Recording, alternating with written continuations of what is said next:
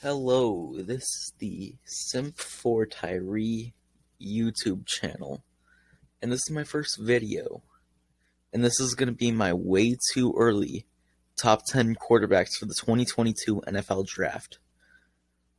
One thing I want to touch on before we get into the video is there's this perception that this is a weak quarterback class, that nobody's going to end up being good at this class. I strongly disagree. What I'm going to say is this quarterback class doesn't have the top end talent of, say, 2021 or 2020, but I'm more confident in the depth of this quarterback class than I am in any other quarterback class. I feel like beyond, the top three, or beyond, really the number 2 quarterback, I feel like we're going to get, three, at least, 2 other consistent starters in the NFL. And that's, at the worst, in my opinion. I think there's a chance that there could be more starters out of this class than the 2021 quarterback class, or even the 2020. So now let's get into my rankings. My QB1 for the 2022 NFL Draft is Spencer Rattler. He's a very raw passer. He has shortcomings from processing and decision-making, mostly when he starts to run, which is usually after his, second read. But one thing is, as the season went on, his processing improved, and I like to see that, especially from a guy who allegedly has some character concerns. And I'll spend a little bit of time on this. I'm not going to put any weight on that right now. I'm going to wait and see until, the few days leading up to the 2022 draft, which is, when all the information comes out. Baker Mayfield allegedly had character concerns coming out of OU as well. But he has a high character. But other than that, now into Spencer Rattler's strengths. He's a plus athlete. He can move. Some people say he's not a very good athlete. I pretty strongly disagree. He extends plays efficiently. He can run for 20 or 30 yards. He doesn't have the house at speed, but most quarterbacks really don't. He has exceptional arm talent as well, and possibly his biggest strength might be his downfield accuracy. And just accuracy in general. He had the highest weighted on target percentage in the 2022 draft so far. But where the Ryan Tannehill comparison comes in is Tannehill's a good athlete. Rattler is a better athlete, though. So, yeah, Rattler's a better athlete, but then you compare the arm talent, and I think it's extremely comparable. Ryan Tannehill's a great downfield thrower, so is Rattler. Maybe the comparison would be a more athletic Ryan Tannehill. So now let's get into the QB2. It's going to be Sam Howell. I've, at times, been really harsh on Sam Howell. But he's grown on me a little bit. Although, in a way, I'm lower on him. Still, there are people that go to war saying he should be the number 1 overall pick. He is, he could be stacked up against the top 4 in the 2021 class. I disagree. I view him as more of a higher floor quarterback. I think his processing is pretty good, especially for a sophomore. He showed pretty good development from his freshman year to his sophomore year, which I like. But the reason why I view him as more of a high floor quarterback is he doesn't have elite arm talent. He has B+ arm talent. I feel like his arm is being a bit overrated right now, but it's really good. Hence the B+. I think although I also think he's a bit overrated as an athlete, I think he's extremely stiff as a mover. That's where I get this very stiff Baker Mayfield. Baker Mayfield isn't very stiff, but Howell is very stiff. Other than that, they honestly have pretty comparable games. Although I would say Howell has more natural arm talent, but Baker appears to have a strong arm because he's more of a footwork and like super mechanically sound arm. Like when you see Baker like not in his traditional stance, his arm isn't going to look as good. It's going to look rather weak. But when Baker is able to get his feet set and use great footwork, he can rip it.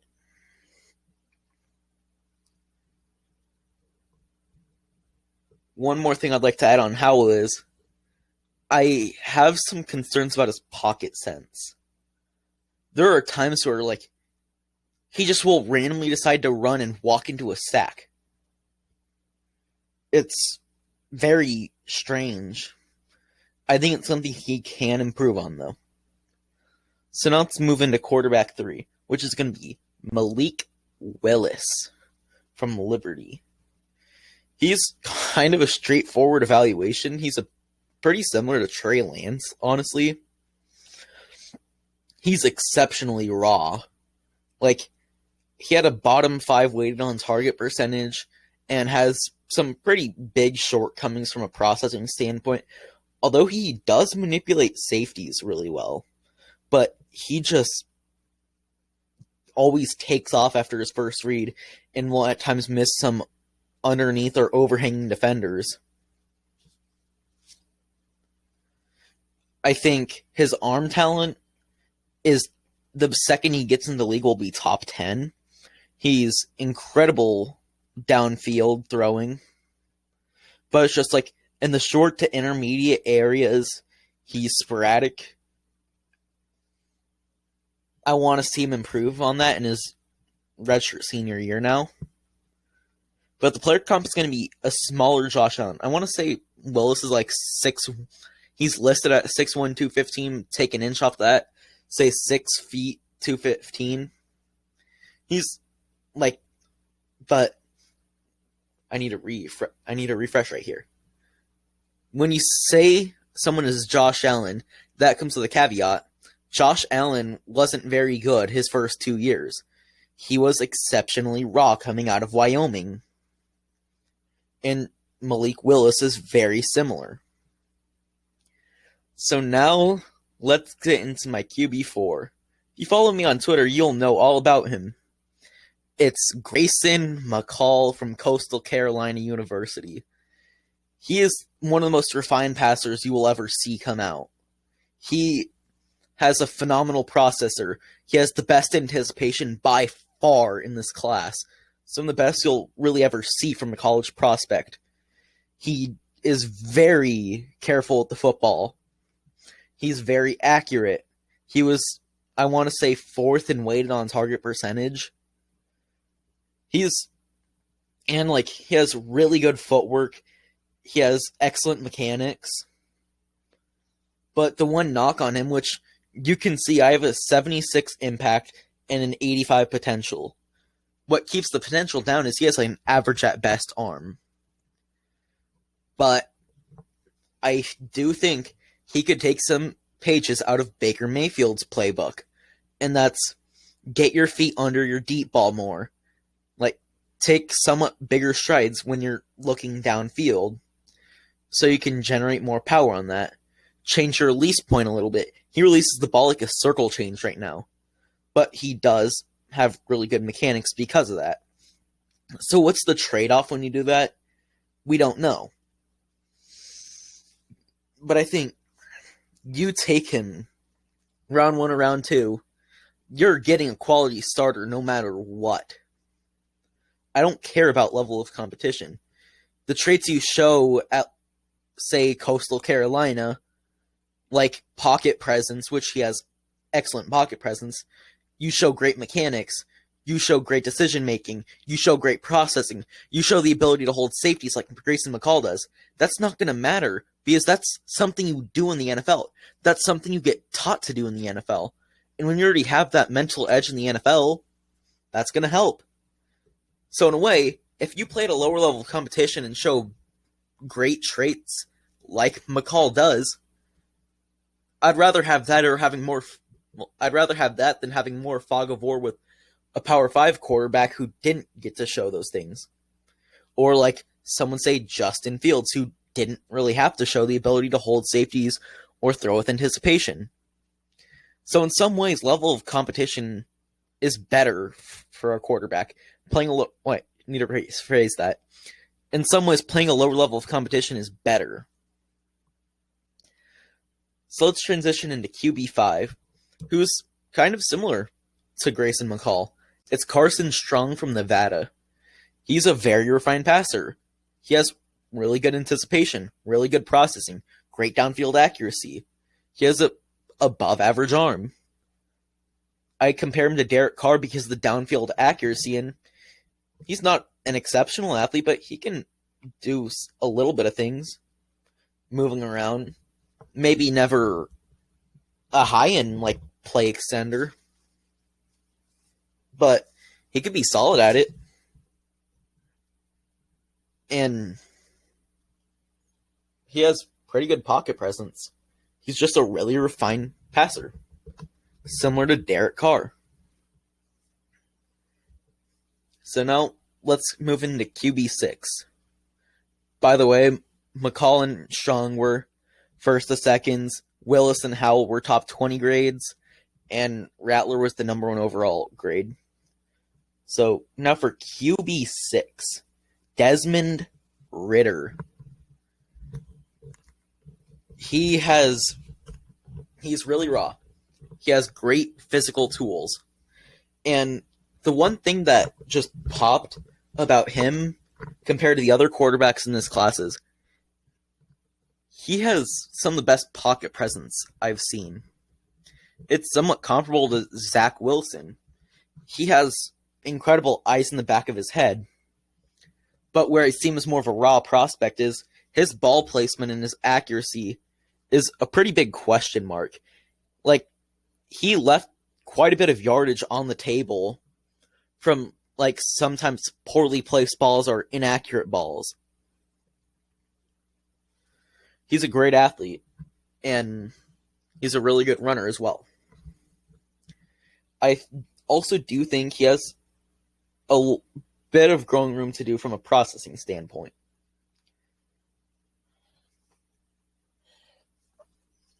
Okay, now let's move into QB7, which is going to be Matt Corral. I may be a little bit lower on him. There are a ton of people putting him in the first round. I see some pretty big processing deficiencies. Turn on the Arkansas game. He, had 6 or 7 picks, and he had, 3 or 4 that were still dropped. He literally does not see underneath or overhanging defenders. He only sees receivers. He has pretty bad processing. But with his physical tools and the highs that he shows, he has potential to be the second or even the best quarterback out of this draft. I just have a lower potential grade on him than, say, a Malik Willis or a, say, Spencer Rattler, because I don't necessarily know if Matt Corral is going to take this astronomical jump in processing that he needs to make.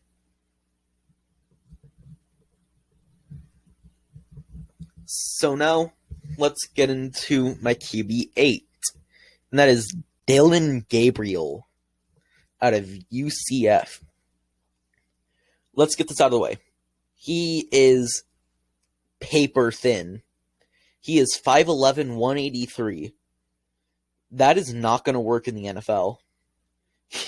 He needs to add around 30 pounds, and he's super athletic at 183.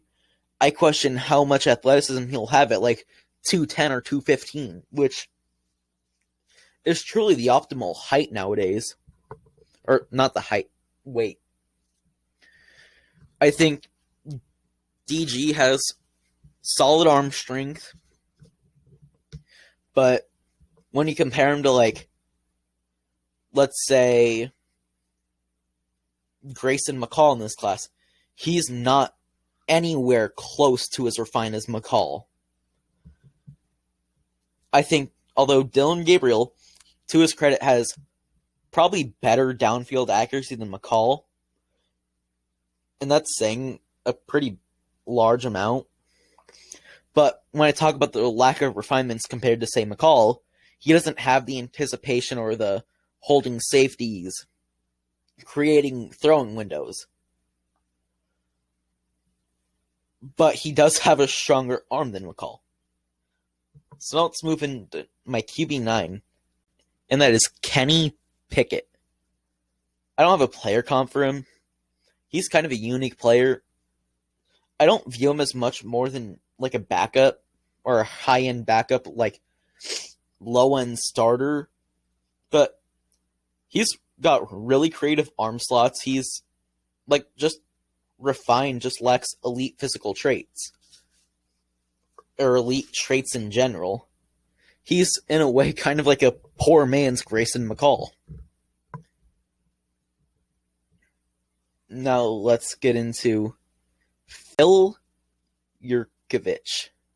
Now I'm a little bit lower on Yurkovich, but he's fine. He's just super raw. I don't let the impact grade go lower than 60. But if I did, he would probably be a decent bit lower. But he's got really nice physical tools, but his ball placement and accuracy are really poor.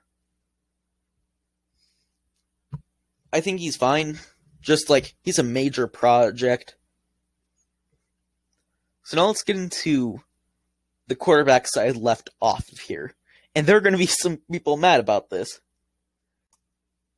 I left these four off. Kedon Slovis, JT Daniels, Emory Jones, and Jayden Daniels.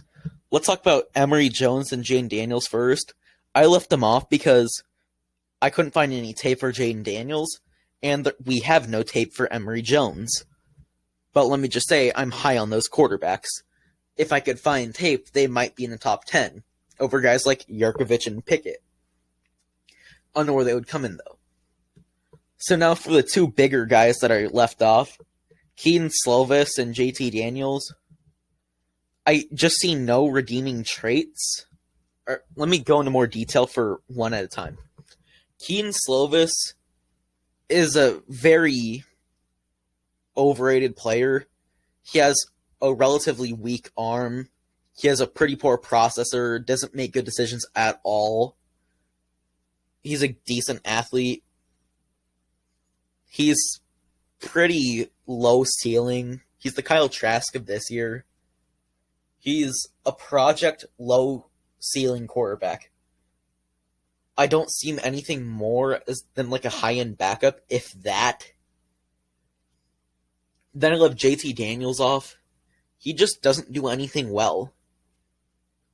His only good trait is like his anticipation. He's either overthrowing a pass or underthrowing it. He doesn't move at all in the pocket. And for a guy who had such a significant knee injury, I question why he doesn't move at all in the pocket. He lets guys just hit him. He's a tree. He doesn't move. Defenders just can take pot shots on him because he's not going to move. And I don't see these crazy physical traits. They're average at best.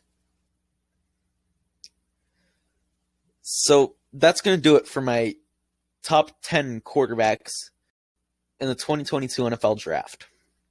Again, my Twitter is @Sim4Tyree. My QB1 is Spencer Rattler. QB2, Sam Howell. QB3, Malik Willis. QB4, Grayson McCall. QB5, Carson Strong. QB6, Desmond Ridder. QB7, Matt Corral. QB8, Dylan Gabriel. QB9, Kenny Pickett. And QB10, Phil Yurkovich. And that's going to do it. Bye.